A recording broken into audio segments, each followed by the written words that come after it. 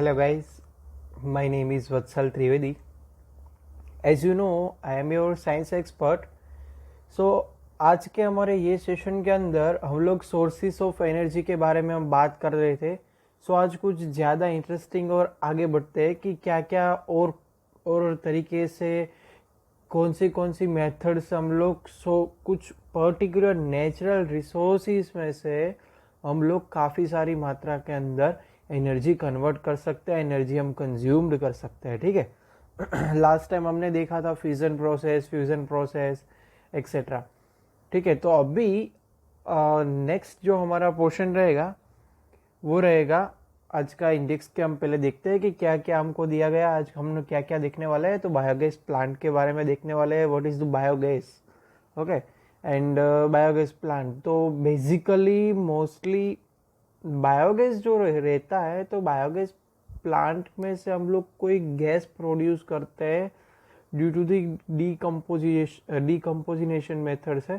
सो क्या है उसके अंदर, कैसे ये वर्क करता है, उसके बारे में उसकी डायग्राम, फिनोमिना सब कुछ हम देखने वाले हैं.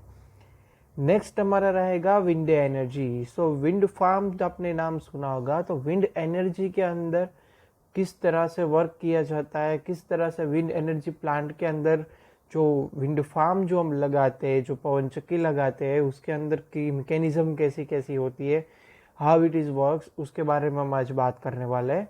Next geothermal energy. नाम में ही दो वर्ड है जियोथर्मल एनर्जी, बट जो फर्स्ट वर्ड है जियोथर्मल, उसके बारे में भी हम बात करने वाले हैं. सो बेसिकली जियोथर्मल कौन सी प्रोसेस है. मैंने स्टार्टिंग में ये यूनिट का जब स्टार्ट हो रहा था, जो उसके फर्स्ट सेशन के अंदर हमने जियोथर्मल के बारे में कुछ बात की थी. There is a combination of two words, geo and thermal. जिस तरह से हमने पिछले सेशन के अंदर देखा था कि हाइड्रो पावर प्लांट और हाइड्रो इलेक्ट्रिसिटी प्लांट. ओके. सो उसके अंदर हम लोग अदरवाइज हाइड्रो इलेक्ट्रिक प्लांट हमने देखा था. सो हाइड्रो इलेक्ट्रिक प्लांट के अंदर हम जो भी बात कर रहे हैं, तो उसके अंदर हाइड्रो दैट मीन्स पानी की बात हो रही थी, और उसके अंदर से हम इलेक्ट्रिसिटी को कन्वर्ट कर रहे थे, जो एनर्जी हम कंज्यूम कर रहे हैं. सो ऑल ओवर जो मेन थिंग हाइड्रो और electric, this is a combination of two word. Same it is geothermal के अंदर भी जियो और थर्मल, ये दो वर्ड का कॉम्बिनेशन है. ये क्या है वो भी हम अंदर देखने वाले हैं. एंड लास्ट क्वेश्चन आंसर कुछ रहेंगे. तो बेसिकली ये यूनिट के अंदर शॉर्ट नोट्स ज़्यादातर और एमसीक्यू थोड़े बहुत पूछे जा रहे हैं हर साल एग्जामिनेशन के अंदर. तो ज़्यादातर ये यूनिट के अंदर शॉर्ट नोट्स ही रहेगी होमवर्क्स के अंदर. सो आपको ये क्वेश्चन आंसर कंप्लीटली अटेंड करने. यस. एंड एट लास्ट जो स्लाइड बनाने के लिए, ये वीडियो बनाने के लिए कौन सा प्लेटफॉर्म मैंने यूज़ किया है, तो एज ए रेफरेंस मैं आपको बता देने वाला हूँ. सो आपके लिए भी इजी रहेगा. Yes. Now let's start it. Yes. First our today's first topic is biogas और biogas plant. So basically biogas क्या होता है? अ type of biomass fuel. Basically वो बायोमास जो हमने देखा था इन प्रीवियस लेक्चर, जो बायोमास रहते हैं उसका एक फ्यूल है. सो बायोमास फ्यूल है. ये कभी भी आपको पूछे, फिर से बता देता हूँ, ये सारे के सारे टॉपिक्स है वो मैंने आपको इजीली अंडरस्टूड है उस तरह से लिखे. आपको आपकी टेक्स्ट बुक में से रिफर करना. ये सारे टॉपिक आपकी टेक्स्ट बुक में से ही निकाले, बट ये पॉइंट वाइज मैंने शॉर्ट फॉर्म में लिखे, क्योंकि ऑनलाइन लेक्चर रह रहा हूँ, यहाँ पे मैं पैराग्राफ नहीं लिख सकता हूँ. ठीक है. और पैराग्राफ लिखूंगा तो ये लेक्चर बहुत बोरिंग लगेगा, आपको देखने में ज़्यादा मज़ा नहीं आएगा. So there is some limitation, but आपको क्या करना है, ये तो करना ही है, बाद में आपकी टेक्स्ट बुक भी रिफर करना है. टेक्स्ट बुक और ये स्लाइड का पेज. ठीक है. सो टेक्स्ट बुक और स्लाइड्स पेज सब कुछ आप अपने हिसाब से मिक्स कर बाद में आप अपनी नोटबुक में आप लिख सकते हो. ये पॉइंट वाइज लिखोगे तो ये ऐसे सपोज कि in examination write the biogas plant और write make a short note about biogas plant, तो ये आपको नहीं लिखना है, आपको लिखना है प्रॉपर इन योर वर्ड्स, ठीक है, प्रॉपर फॉर्मेट के अंदर। This is only properties, okay, ये आप लिखे तो ये प्रॉपर्टी ही शो करेगी। बेसिकली बायोगैस क्या होता है, ये बायोगैस होता है, but how it is works, क्या कर रहा है अंदर, क्या क्या हो रहा है, तो आपको ये जस्ट पॉइंट वाइज लिखना है, but make a large sentence, large and absolutely perfect writing के अंदर आप लिखोगे तो you get 100 out of 100 marks, ठीक है, ज़्यादातर मार्क्स आप ऑब्टेन कर सकते हो। सो बायोगैस में आप वापस आ जाते हैं, तो biogas plant basically a type of biomass fuel, ठीक है। So biomass, there is a biomass fuel है, बायोमास का एक फ्यूल है, ठीक है। It is made up by anaerobic digestion of waste materials in biogas plants। Basically biogas दो types का होता है, एरोबिक डाइजेशन और एनारोबिक डाइजेशन। सो जो एरोबिक डाइजेशन रहता है वो ऑक्सीजन की प्रेजेंस के अंदर ही होता है, बट एनारोबिक डाइजेशन होता है जिसके अंदर ऑक्सीजन की प्रेजेंस नहीं होती है। So in biogas plant it is made of unorganic digestion of waste materials in a biogas plant.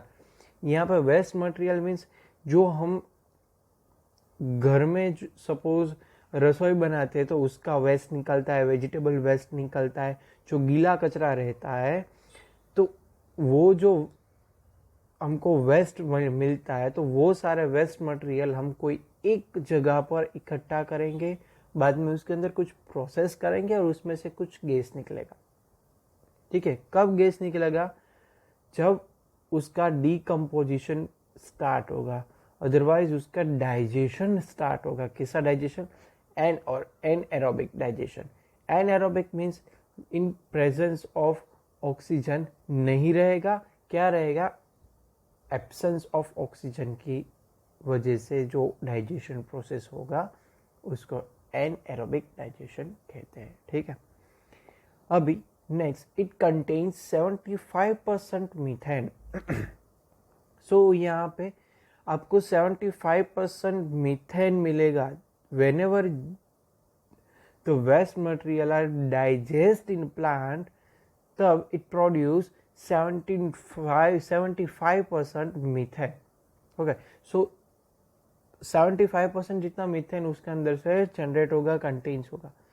It is an ideal domestic fuel, it is a very ideal domestic fuel है, and it does not leave any residue, ठीक है, ये residue नहीं करेगा, does not leave, ठीक है। तो इसके अंदर बेसिकली बायोगैस प्लांट जो रहेगा उसके अंदर हम क्या क्या डाल सकते हैं, वेस्ट मटेरियल में अंदर जो नेचुरल मटेरियल रहेगा, ठीक है, सपोज कोई पेड़ पौधा है उसके लीव्स रहेंगे, पेड़ है, और जो डेड बॉडीज रहेंगे, ठीक है, तो वो सभी का हमको वेस्टेज जो हमको मिलेगा, ठीक है, ह्यूमन वेस्टेज एंड अदर जो वेस्ट हमारे पास मिलेगा, वो सब कुछ हमको एक जगह पर उसकी प्रोसेस के अंदर हम रख देंगे, तो क्या प्रोसेस रहेगी ये हम देख रहे हैं, तो वहाँ से हमको कुछ प्लांट मिल जाएगा।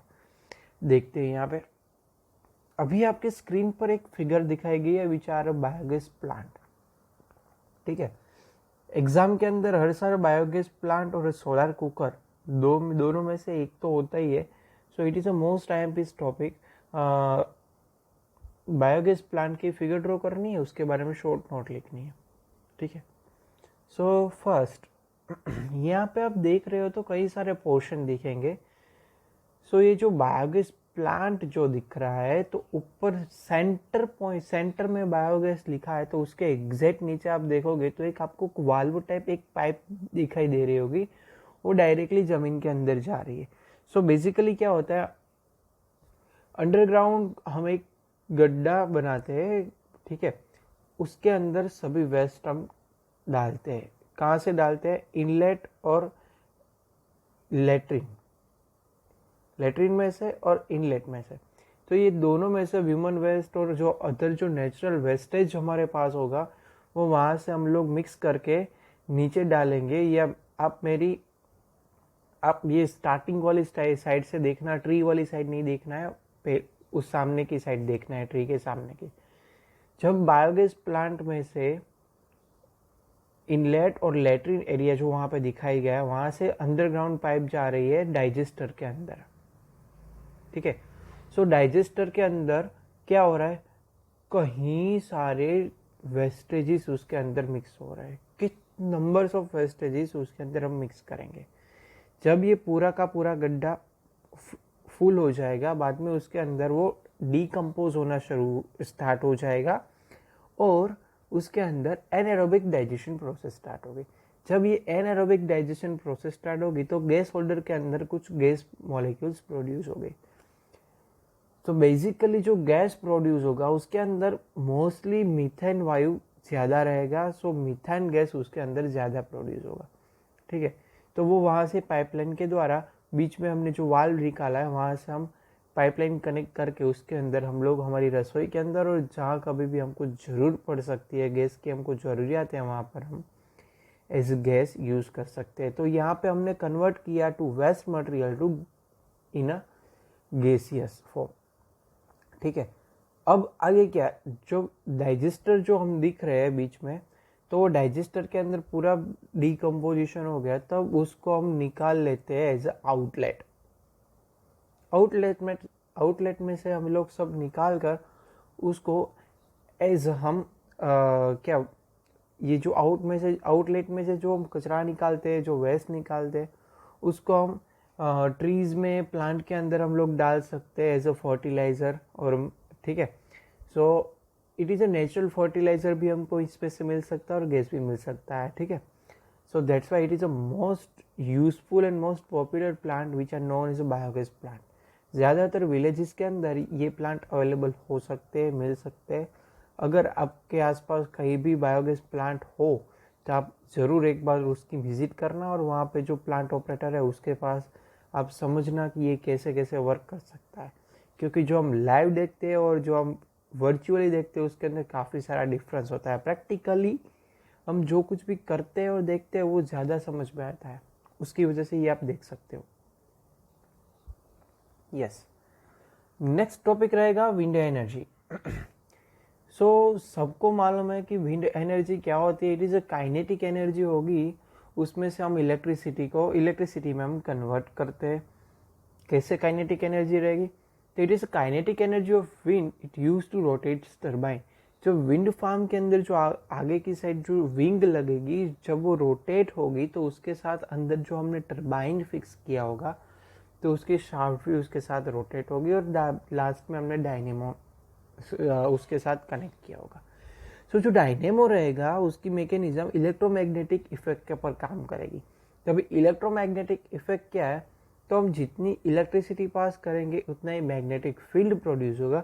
अदरवाइज कोई मैग्नेट, कोई कंडक्टिंग मटेरियल के आसपास हम लोग मूवमेंट कराएंगे तो उसके अंदर से इलेक्ट्रिसिटी प्रोड्यूस होगी। ये एक सिंपल बेसिक एक लॉ है जिसको हम इलेक्ट्रोमैग्नेटिक इफेक्ट के नाम से जानते हैं। वो हमारे सिलेबस में है, यूनिट नंबर 13 के अंदर हम देखने वाले हैं। अभी आप यही समझना है कि वो जो डायनेमो है वो इलेक्ट्रिसिटी प्रोड्यूस करेगा कब, जब काइनेटिक एनर्जी की वजह से टरबाइन रोटेट होगा। तो टरबाइन के साथ हमने अंदर मैग्नेटिक फील्ड और टरबाइन के साथ अंदर मैग्नेट्स और कोयल लगे होंगे, ठीक है। तो उसकी वजह से वहाँ पे इलेक्ट्रिसिटी जनरेट होगी। So minimum wind velocity should be 15 kilometre per hour for the turbines rotate.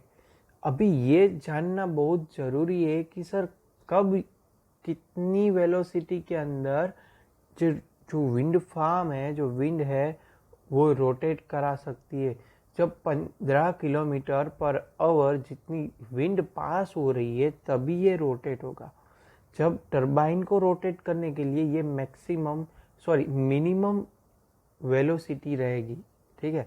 ये एमसीक्यू के अंदर आ सकता है कि what is the minimum velocity to rotate turbine in a wind farm. यहाँ पे आपको आंसर आएगा 15 kilometre per hour.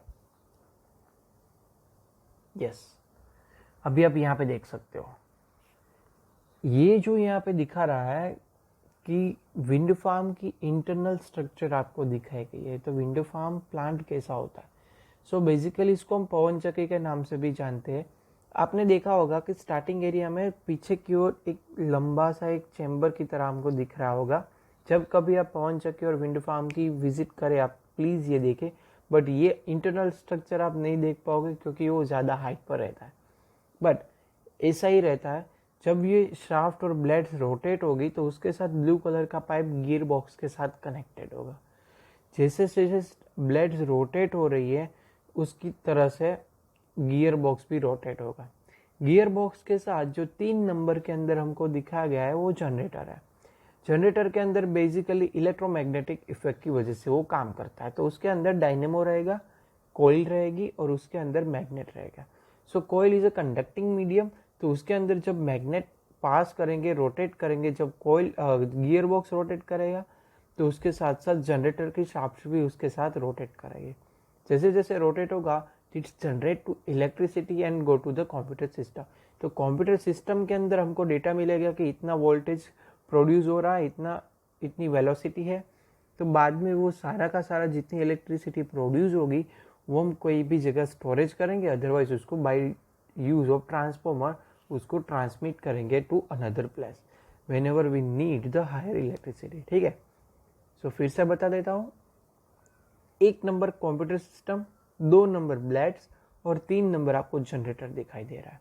So basically यही 3 मैकेनिज्म की वजह से इलेक्ट्रिसिटी जनरेट हो रही है इन विंड फार्म एनर्जी। ठीक है, सो फर्स्ट ब्लेड जब रोटेट होगी कितनी वेलोसिटी से? 15, मिनिमम 15 किलोमीटर पर आवर जितनी जो हवा पास हो रही होगी तभी ये शाफ्ट और ये ब्लेड रोटेट होगी।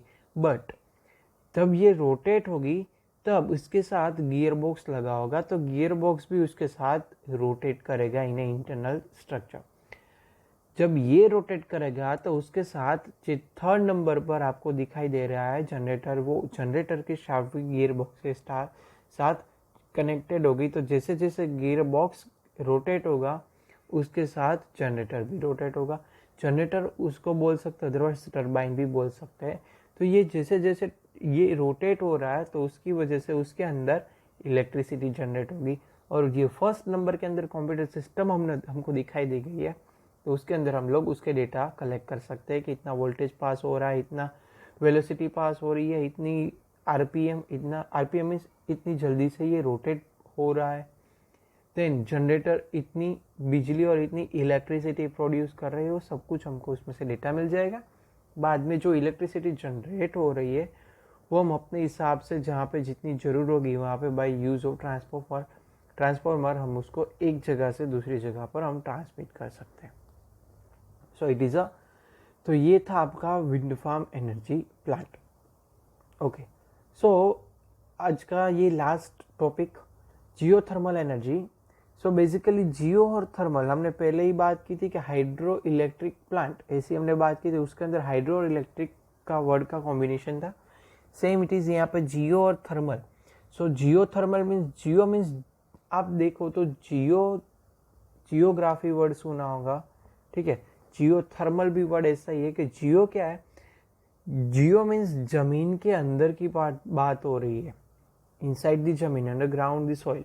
ठीक है, और उस थर्मल मीन्स टेम्परेचर रिगार्डिंग कुछ उसके अंदर प्रोसेस हो रहा होगा। तो जमीन का जो टेम्परेचर है उसमें से हम लोग कुछ एनर्जी निकाल सकते हैं। कैसे, आइए देखते हैं। So the magma of earth heats up the bed on which the ground water is present. ठीक है, सबको मालूम है अर्थ जो हमारा रहेगा तो उसके अंदर अंदर हम जाएंगे तो उसके अंदर ग्राउंड वाटर रहेगा। ग्राउंड वाटर के नीचे के जो लेयर रहेगा उसके अंदर मैग्मा यानी कि लावा रहेगा।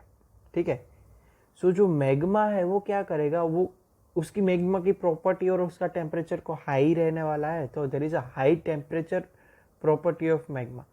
सो जो हाई टेम्परेचर है उसकी वजह से जो उसके ऊपरी लेयर है वहाँ पर हमको अंडर वाटर जो ग्राउंड वाटर हमारा जो अंदर की साइड लेयर के अंदर मैग्मा के ऊपर के लेयर के अंदर ग्राउंड वाटर रहेगा। सो जब मैग्मा की वजह से ग्राउंड वाटर हीट होगा तो बेसिक थिंग है, तो उसके अंदर वेपराइजेशन प्रोसेस स्टार्ट होगी, तो जो स्टीम प्रोड्यूस होगी, हीट जो वाटर ग्राउंड वाटर होगा, it generates steam and high pressure, क्योंकि ज़मीन के अंदर लेयर रहेगी, तो जो स्टीम रहेगी वो बाहर आने की ट्राई करेगी, जो बाहर आने की ट्राई कर रही है, तो वहाँ पे प्रेशर ज़्यादा क्रिएट होगा। तो हमको बस यही चाहिए, ये प्रेशर का हम यूज़ कर लेते हैं, और उस बाद में जो स्टीम का जो प्रेशर रहेगा उसके साथ हम टरबाइन लगा देंगे। सो टरबाइन की शाफ्ट पर ये स्टीम उस तरह से जाती रहेगी और टरबाइन रोटेट होता रहेगा। जैसे जैसे टरबाइन में रोटेशन बढ़ता जाएगा, उसकी वजह से इलेक्ट्रिसिटी जनरेट हो जाएगी। सो हो गई ना कन्वर्ट एनर्जी, हमने कन्वर्ट की है जियोथर्मल में से इलेक्ट्रिसिटी को हमने कन्वर्ट की है। देखते हैं second point, the heat of the magma heats up it water to generate steam and high pressure. क्या किया था, जो मैग्मा है उसकी वजह से जो ग्राउंड वाटर है वो गर्म होगा तो उसके अंदर उसकी स्टीम बनेगी, जो स्टीम है वो बाहर आने की कोशिश करेगी, उसकी वजह से हाई प्रेशर क्रिएट होगा। अब क्या करना है, the hot steam release through the springs. तो हमने क्या किया, स्प्रिंग उसके अंदर से जमीन के अंदर अंदरों अंदर 6 ग्राउंड वाटर तक हमने स्टीम पास की, पाइप पास की है और स्प्रिंग पास की है। तो जैसे जैसे जैसे जैसे स्टीम का लेवल बढ़ेगा, उसके साथ साथ प्रेशर भी बढ़ेगा। तो जो पाइप रहेगी उसके अंदर से स्टीम, बहुत पाइप की रेडियस कम होगी, उसकी वजह से प्रेशराइज ज़्यादा हमको मिलेगा। जैसे जैसे ज़्यादा प्रेशर मिलेगा तो उसकी वजह से टरबाइन रोटेट होगा। ठीक है, सो जैसे जैसे टरबाइन रोटेट होगा तो उसमें से हमको काइनेटिक एनर्जी वो किस में कन्वर्ट करेगा, वो इलेक्ट्रिसिटी के अंदर कन्वर्ट करेगा। तो यही है जियोथर्मल एनर्जी प्लांट। ठीक है, the hot steam release through springs. ठीक है, the kinetic energy of this steam is use to rotate turbine.